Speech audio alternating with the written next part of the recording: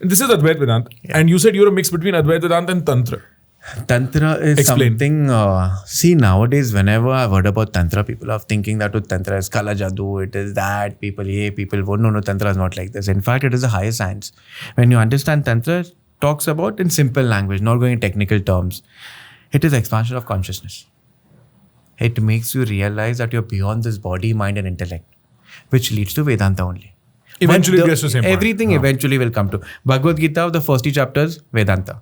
Tantra, the last experience that the Devta becomes one and you become omniscient, omnipresent, that is Vedanta. You take Karma Yogi, Vedanta. Everything is Bhakti is Vedanta. Everything comes there. But the paths are different. For a Tantra path, getting in very simple language, they have defined 3 behaviors. A person who's Sattvic, I'm sure you know what Sattvic is. You just do me a favor and explain regardless. I want to understand your worldview. Okay, so I'm putting in very simple for a person who's new to Tantra. Sure. Not getting into Devta or getting into that ritualistic part, which was very hectic. Tantra has 3 simple factors. If you understand Tantra, there are 3 kinds of disciples or people who are worshipping in Tantra. One is the Sattvic Bhav, who is intellectually strong, does all sattva. One is Rajasic, who's already running. And one is Tamasic, who's very lethargic and lazy. So in Tantra, there are different methods given that they all go beyond Sattva, Raja and Tama and experience the formless. So a Sattva would be given a method that takes him beyond Sattva and beyond Rajas, Tamas also. So Yes. Same like Bhagavad Gita. Sure. Tattva Prajna, same like when it comes to. So Tantra is very simple, but when you go dwell into deeper aspects of Tantra is Yantra, Mantra, Tantra. Yantra is the form, mantra is the sound, yantra, mantra, tantra is the final end, meeting of everything. So when I say prakhar is the mantra. For example, you are the form. And when it comes to the conclusion, it is tantra, taking everything above. So in that we have mudras, we have to do a lot of sadhana, worship gods. There's a different way.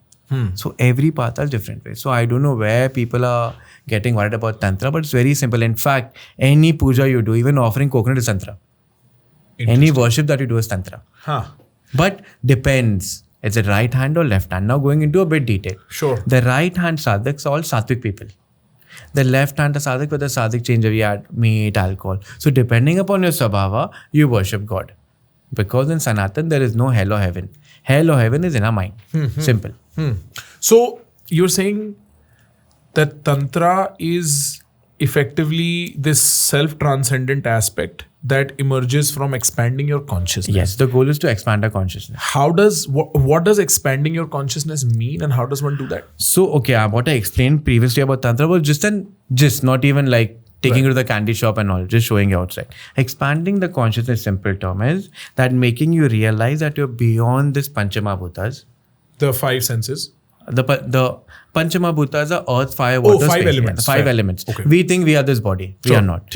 Then making you realize that you're beyond the senses also. We have 11 senses. We are beyond that also. And making you realize that only in the human body you can experience that essence, which is greater than sex, greater than food, greater than sleep, and greater than jealousy, anxiety, fear. So in Tantra it is said, a person who's capable of not getting entangled between food, sleep, sex, and fear is capable of doing higher sadhana.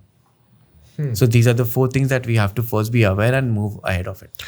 At some point, I think I came across some texts in Buddhist Tantra, which I'm assuming would be very different from Hindu Tantra. When you talk about Vigyan Bhairav Tantra or Buddhist Tantra, they are similar, but the forms and the worship is a bit different. Right. And it spoke of something called the higher method and the lower method, the Mahayana. Hinayana, Mahayana. Yes. And the descriptions in the texts I was reading were very radical. So I think, if I remember correctly, it said something about how the Tantric Buddhism is a highway to enlightenment as opposed to your regular stuff, which is, it'll take its lifetimes. And you have to do very revolutionary things like maybe eat fecal matter, and there were suggestions of this nature that I didn't completely understand or could make sense of. Am I remembering correctly or no? You're talking in a right way, but even in Tantra, as we dwell into deeper aspects, there are different paths also given where depending upon your sabhava, you take the path. Like a path of an Aghori or a path of a person living in Smashan or many ways. In that, imagine a state, let me be very, very simple. Imagine there's a state where you are not affected by anything in the world. Maybe fecal matter, maybe diamond, maybe having anything from the dustbin, because you have come into a realization that everything is Divine Mother. If you are into that state, you have become a Siddha. So there are methods also taken there.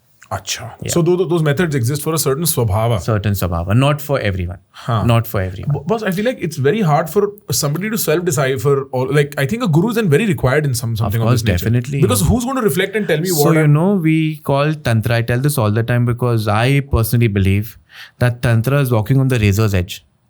You're walking on the razor's edge. One side is the valley of ego and other side is the valley of desires.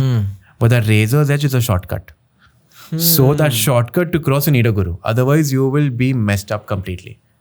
Have you seen people messed up from this kind of stuff? I have met few people, yes. Yeah. Yeah. They get mental hallucinations. They start getting, they get messed up. That is the reason the guru takes you back to reality, saying that no, don't get entangled. Your goal is going beyond the consciousness also. This limited. Yeah, because I've read a lot of these people who will have clear symptoms of psychosis talk about how their kundalini is messed up also. And that's a very common internet trope. If you go to r/kundalini or whatever, you'll find a lot of these people.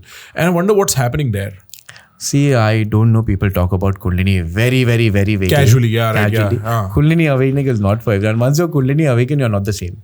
Yeah, that's what I heard. To be honest, I run away from such topics because these topics are so beautiful, so experiential, and nowadays people have just destroyed it. They've made it snacks. They have made it snacks, and I think anyone, Tom, Dick and Harry goes, any Tom, Dick and Harry goes that I can awaken your Kundalini or third eye chakra, it doesn't work like this. It doesn't work like this. In fact, great gurus, they all had Kundalini awakened.